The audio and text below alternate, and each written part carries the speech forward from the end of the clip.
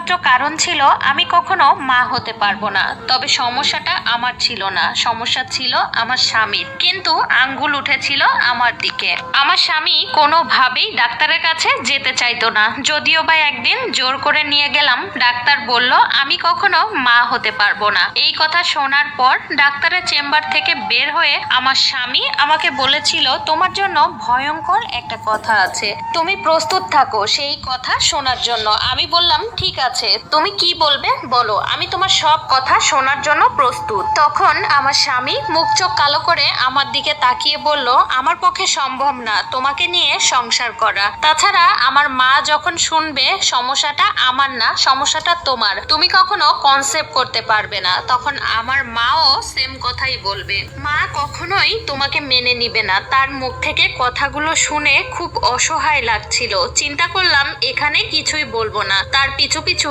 বাড়িতে যাই, নিশ্চয়ই বাড়িতে গেলে সব ঠিক হয়ে যাবে। বাড়িতে যাওয়ার সাথে সাথেই আমার স্বামী সব কথা আমার শাশুড়িকে বলে দেয়। সব কথা শোনার পর আমার শাশুড়ি দুইটা কথা বলে। প্রথমত আমাকে ডিভোর্স দেওয়ার জন্য, আর দ্বিতীয় কথা আমাকে 4 মাস তাদের বাড়িতে রেখে দেওয়ার জন্য। যেহেতু তার ছেলে আমার সাথে 4 বছর সংসার করেছে, তাই আমার প্রতি কোনো একটা দায়িত্ব কর্তব্য তো থেকেই যায়। তাই আমাকে 4 মাস তাদের বাড়িতে রাখতে চেয়েছে এবং আমাকে সাথে নিয়েই তার ছেলের দ্বিতীয় বিয়ের জন্য মেয়ে দেখতে চেয়েছে।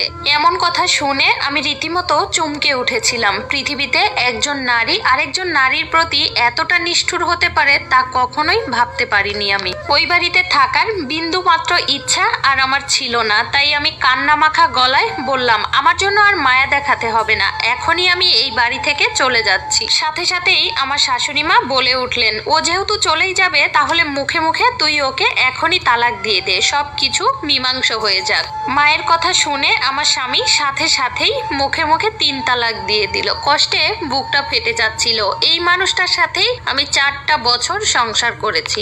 এত সহজেই কি মায়া কাটানো সম্ভব? হাউ মাউ করে কান্না করছিলাম আমি। কিছুক্ষণ পরেই চলে যাই আমার বাবার বাড়িতে। সেখানে আমার মা একাই থাকে।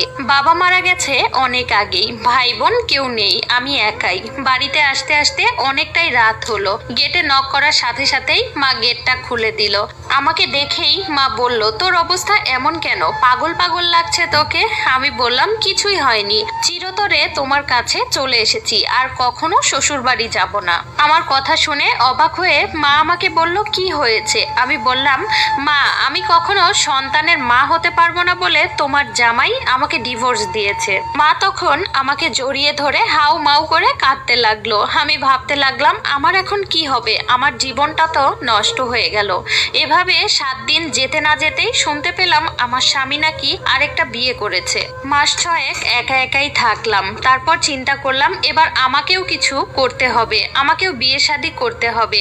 তারপর হঠাৎ একদিন আমার ফুপুর বাসায় বেড়াতে গেলাম। আমার ফুফাতো ভাই আগে থেকেই আমাকে পছন্দ করত, কিন্তু কখনোই সাহস করে বলতে পারেনি। হঠাৎ করেই আমার ফুপু আমার মায়ের কাছে প্রস্তাব দিল, তার ছেলের সাথে আমাকে বিয়ে দিতে চায়। আমিও আর না করিনি, এক কথায় রাজি হয়ে যাই। কয়েকদিন পরেই পারিবারিকভাবে আমাদের বিয়ে হয়। ফুপুর সংসারে গিয়ে আমি বেশ ভালোই আছি। ফুপু সবসময় আমাকে সাহস দেন। যেহেতু আমার নিজের ফুপু, তাই আগের সব ঘটনাই তিনি জানেন। ফুপু আমাকে একটা কথা সব সময় বলেন, কখনোই মন খারাপ করে থাকবে না, সন্তান দেয়ার মালিক আল্লাহ, আল্লাহ যখন ইচ্ছা হবে নিশ্চয়ই দিবেন। যাই হোক, বিয়ের 3 বছর পরের ঘটনা। হঠাৎ করেই আমার শাশুড়ি ভীষণ অসুস্থ হয়ে যায়।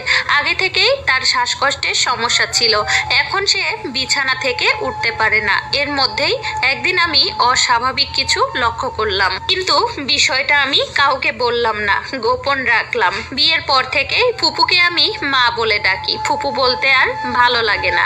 তার ঠিক 3 মাস পরে হঠাৎ একদিন মা আমাকে ডেকে বললেন, তুমি তো খুব ভারী বজ্জাত মেয়ে, এত বড় খুশির খবর আমার কাছ থেকে লুকিয়ে রেখেছো। আমি খুব অবাক হয়ে বললাম, মা আমি তোমার কাছ থেকে কি লুকিয়ে রেখেছি? উত্তর উত্তরে মা বলল, মায়েরা সব বলতে পারে, সন্তানের গায়ের রং দেখেই বুঝতে পারে সন্তানের ভেতরে এখন কোন অসুখ আর কোন সুখ চলছে। আমি সাথে সাথেই ঝরঝর করে কেঁদে ফেললাম।